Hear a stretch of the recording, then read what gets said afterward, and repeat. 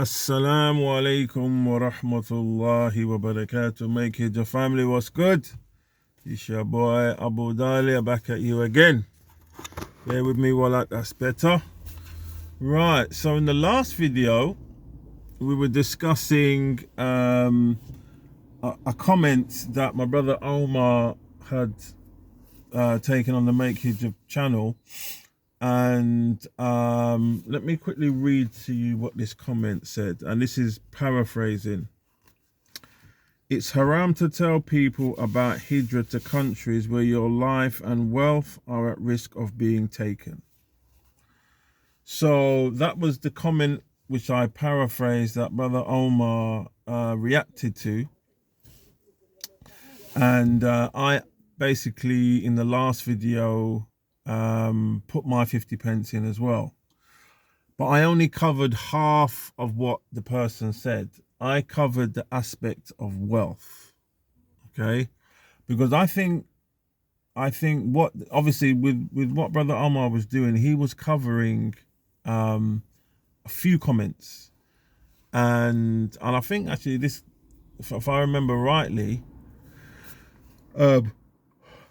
his rebuttal to this comment took most of the video, and the video was half an hour long. So what I did yesterday, I think the video must have been about 13 minutes. It should be there on the playlist or in the comments. I'll try and put a link in the description, take you straight to that video if you've missed that one. But the individual was commenting about life and wealth. No?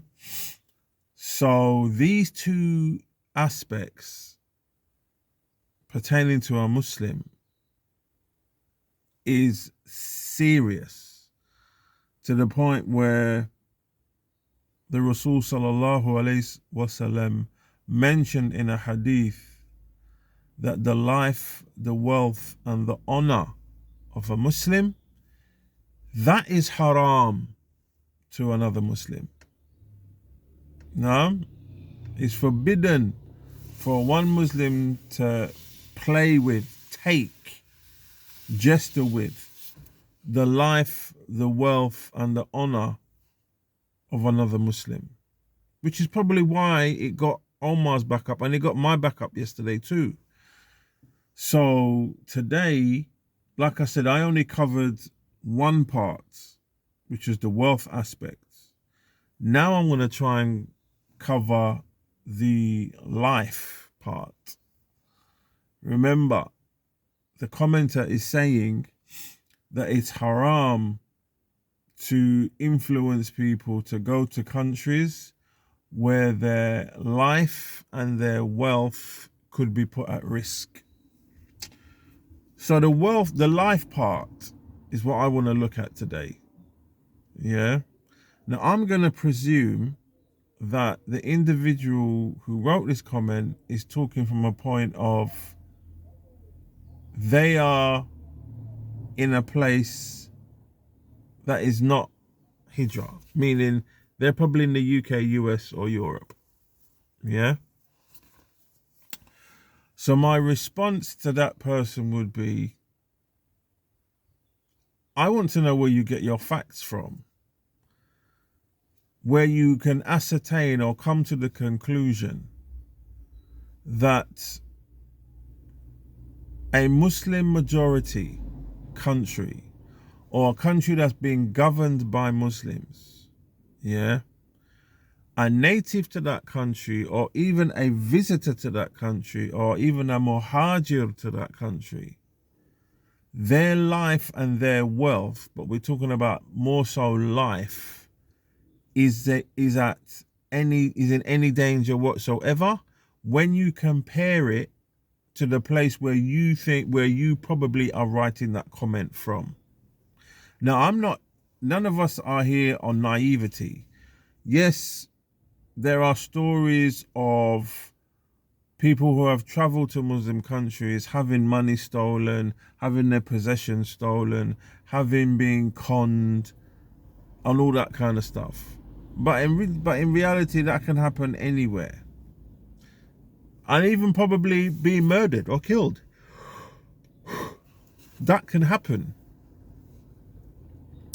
But two things: to insinuate directly or indirectly that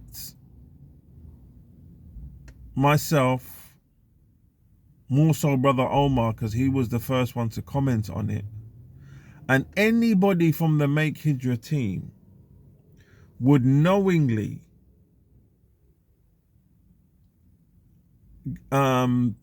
influence people, suggest to people that you can go to this particular country, even though we know that it's not the norm for anybody that travels from outside that country. It's not the norm that their life and their wealth is safe. That's a grave threat. That's a grave statement, bro or sister. Do you know what I mean? Like, I don't know where you get your fact or your information from, but wow. Yeah. Second point, and this is the most, Make Hijrah is like the minuscule aspect. The big aspect is where you are making that comment from. I mean, I'm going to assume, and if I'm wrong and you come to see this video, tell me where you made that comment from. I'm speaking from the UK at the moment, yeah? So I'm going to tell you a little bit about the UK, yeah? We have kids under the age of 14 sometimes, yeah? Carrying knives to either stab one another over a schoolyard argument, or they're involved in gang violence. Yeah. And this has been going on for a while. This is not something that's just popped up. Okay. So the first point I want to say about that is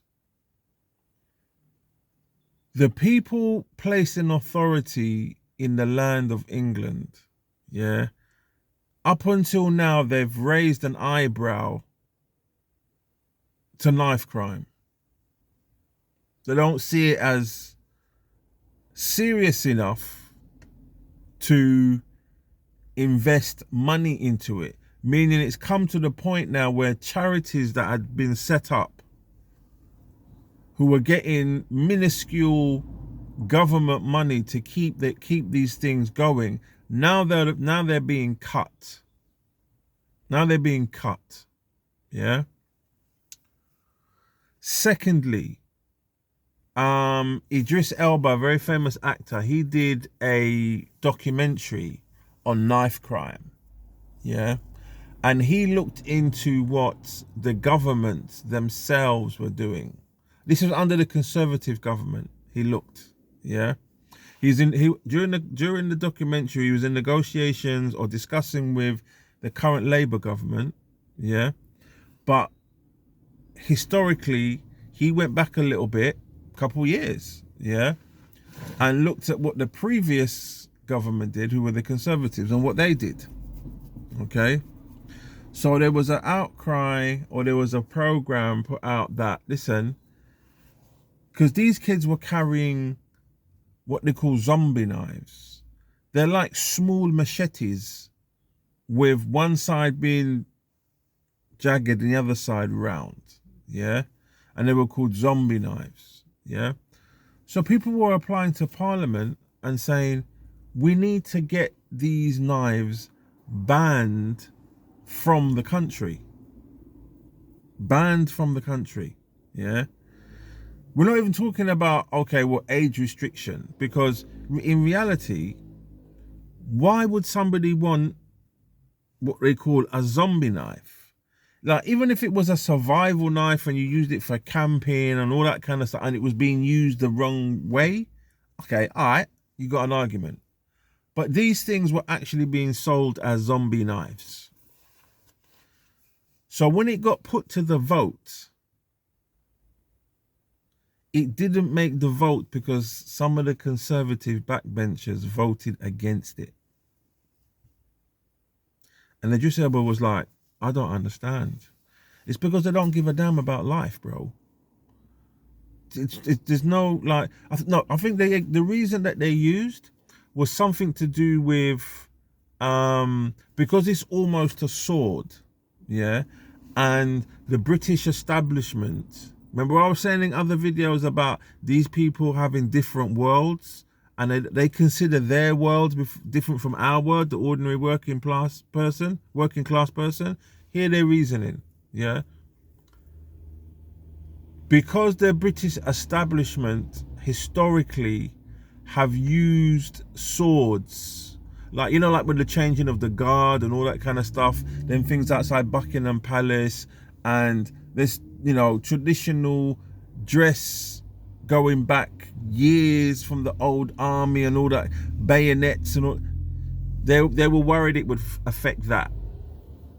They were worried it would affect that, which is why the bill was voted against to ban zombie knives,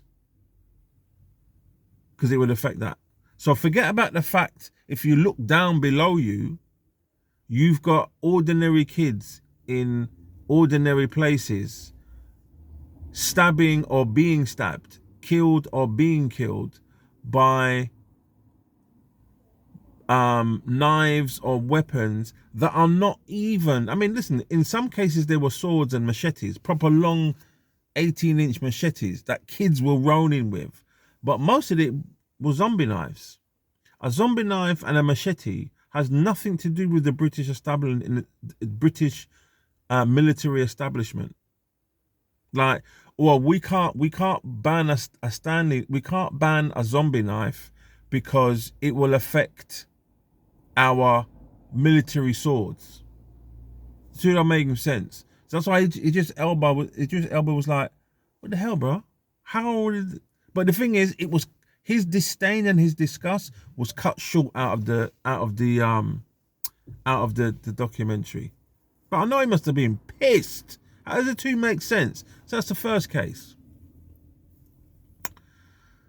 The second case was something that listen, my background educationally, I have a degree in criminology.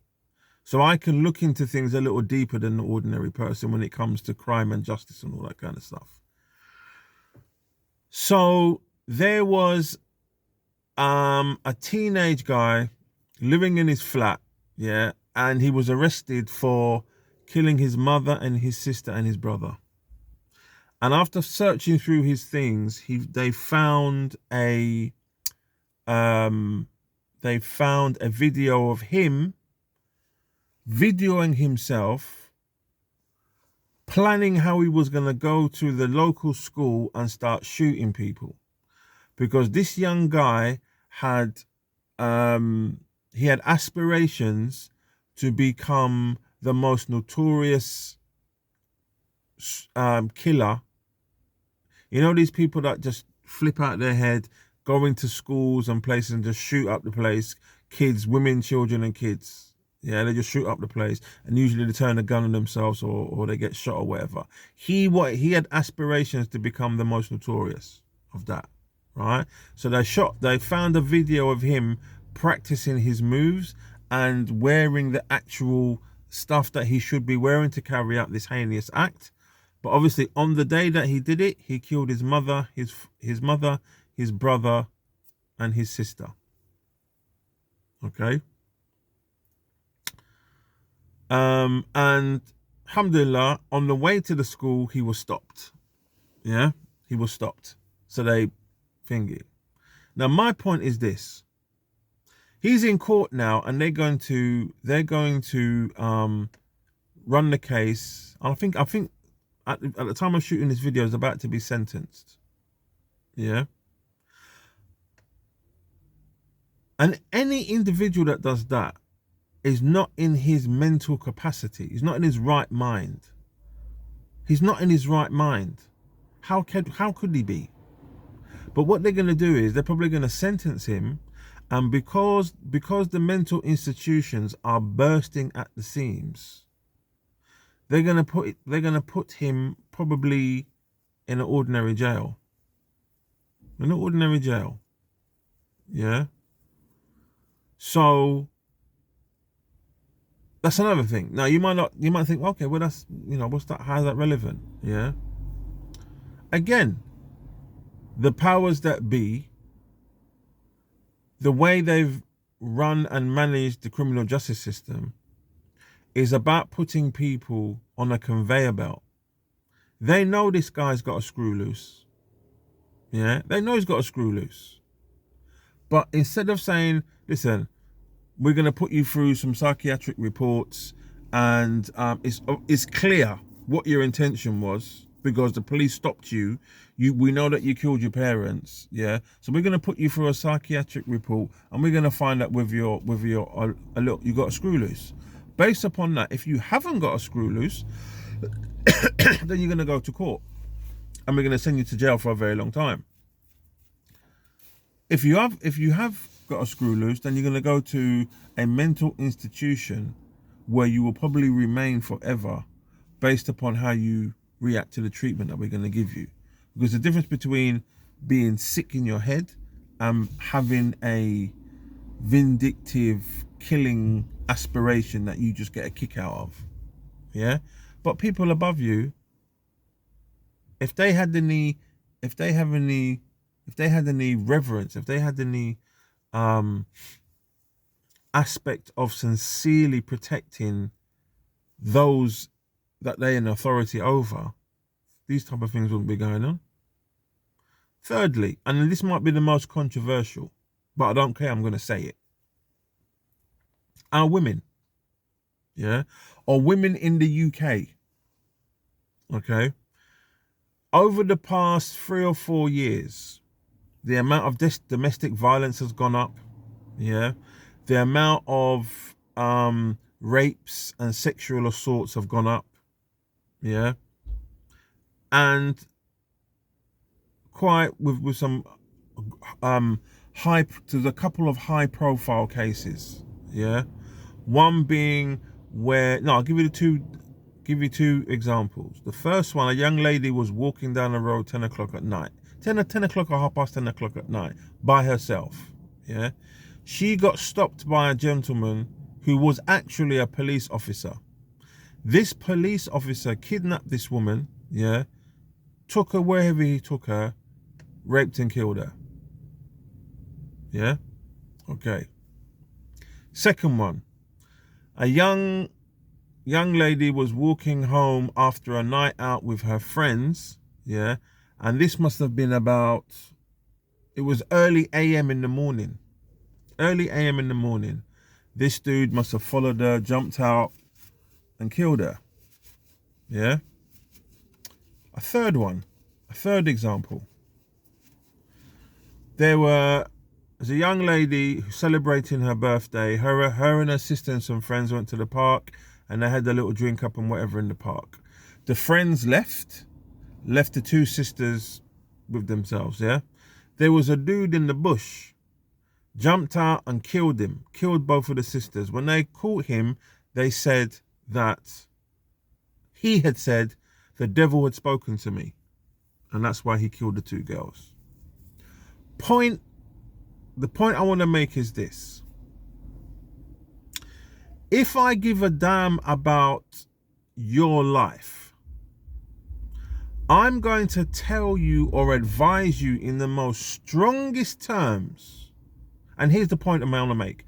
Whether you like it or not to do such things. But as it stands at the moment, the British establishment, the UK establishment, the European establishment, any modern democracy out there, they're too frightened to tell their woman one simple thing. We cannot protect you from predators. We cannot protect you from abusive partners. Because this is not Minority Report. We don't have the power of the ghaib. We don't have the power of the unseen. Yeah? We don't know what's going to happen until it happens. And by then it's too late. So if you want us, the state, to protect you, you need to meet us halfway. How can we meet you halfway, government? Okay. If you're going out somewhere, yeah, don't believe just because you should be able to do so that that is going to transpire. Because us as a state, as a government, as an institution, as a law enforcement body, we don't know who the sexual predators are until they pounce. Who was to know that the dude that kidnapped that young lady and did what he did with her was a firearms officer up the ranks, 20 odd years service, raped and killed the girl. The dude was in their ranks, their own ranks. Yeah.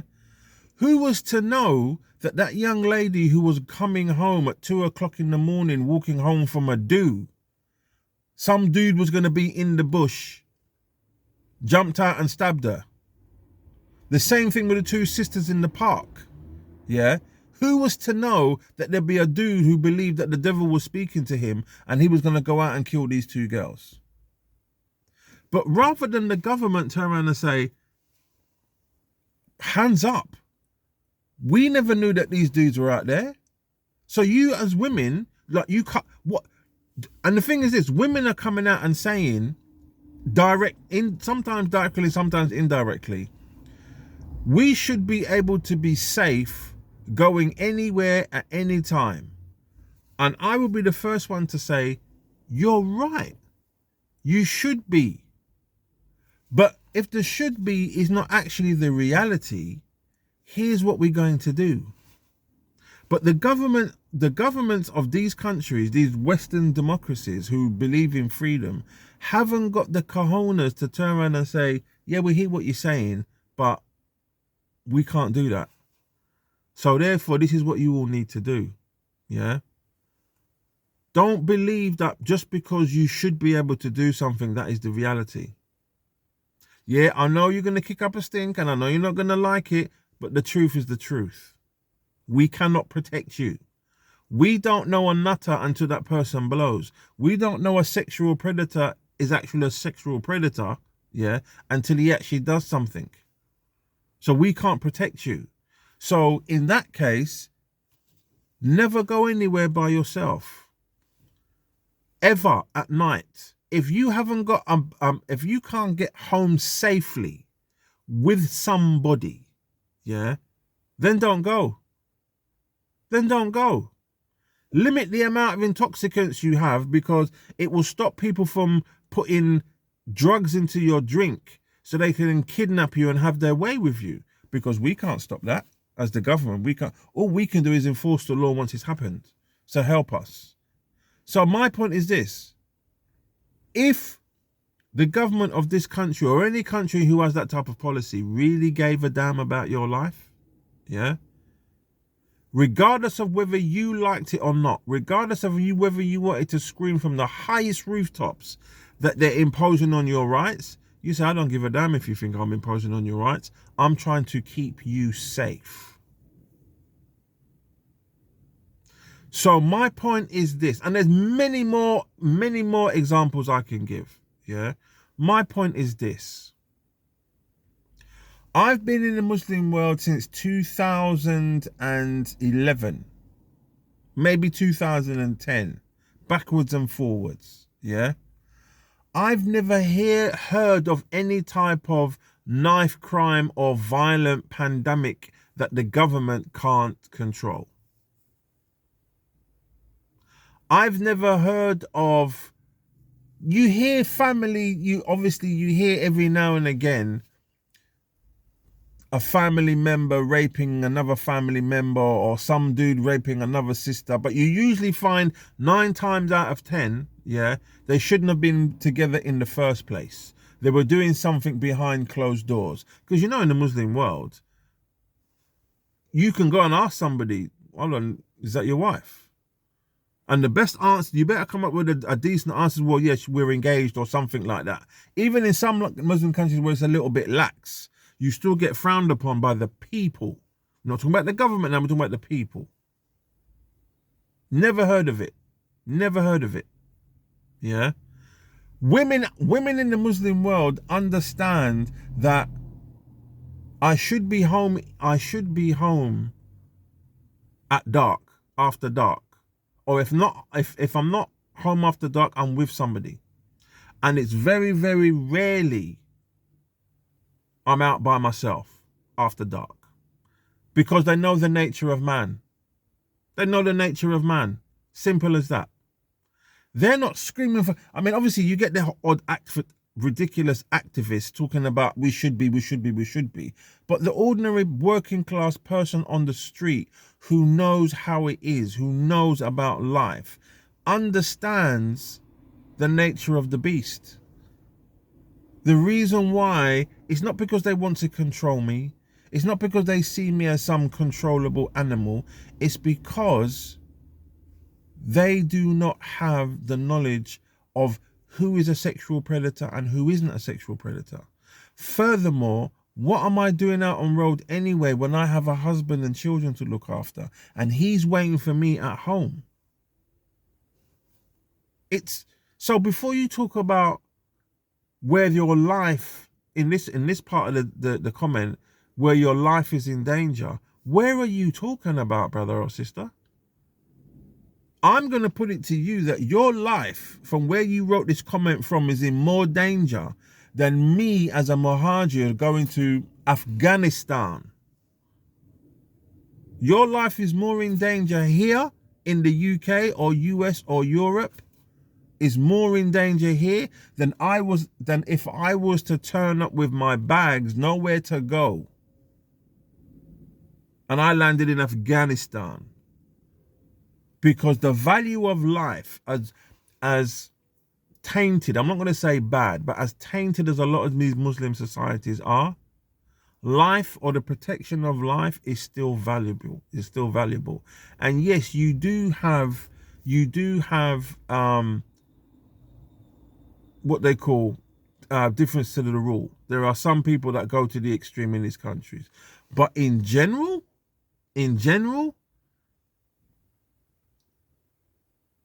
because obviously I know you're probably talking about Africa.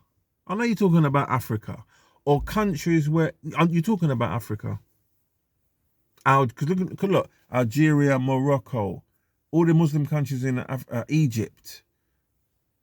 Outside of that, you've got Asia. So Malaysia, you've got Indonesia, Kazakhstan, like them countries I just mentioned are modern countries, but Africa is a little bit not as built up as that. So you're talking about Africa, bro. I've been to Africa many a time, and I have had the odd idiot try and have one over on me with my wealth. I was arrested and thrown into a jail, and I gave them hell. And no time did I ever feel that any one of them, because even though I prepared myself mentally, it could go that way, but I was mentally ready for it, but it didn't transpire. So I put it to you, brother or sister who made that comment. You have no idea what you're talking about, or you deliberately put in that, you just troll around YouTube, writing different comments just to see the reaction. If you want to find out something, just ask the question. Nobody's going to laugh at you because you don't know something that you perceive somebody might think it's simple.